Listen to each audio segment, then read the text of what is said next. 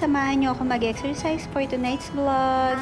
Dadalhin ko kayo sa isa sa pinakamalapit na park sa aming place. And also, first time kong mag-live sa TikTok. Nagpa-practice na dahil sa mga susunod na gala natin.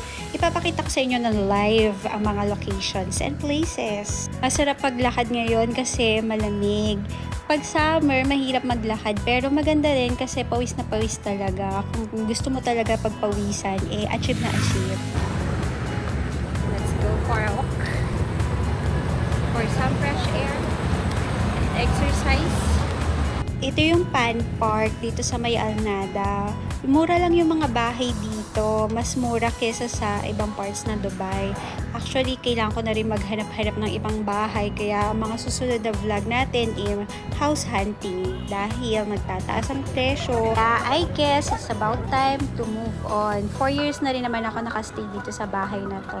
Anyways, ito yung Pan Park. Matagal-tagal ako hindi nakabisita. Kaya hindi ko alam na sarado pala. Yung pinaka-main na nilalakaran. Ayan no.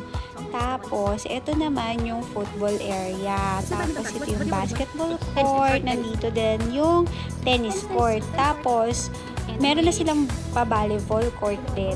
Dito sa Pan Park, madalas maglakad si Mudra Bells sa morning. Malayo-layo to sa amin. So, exercise talaga siya. Kaya for sure, pagbalik ni Mudra Bells, pupunta agad siya dito dahil na-miss niya to. Anyways, that's all for tonight. Thank you for watching. Bye!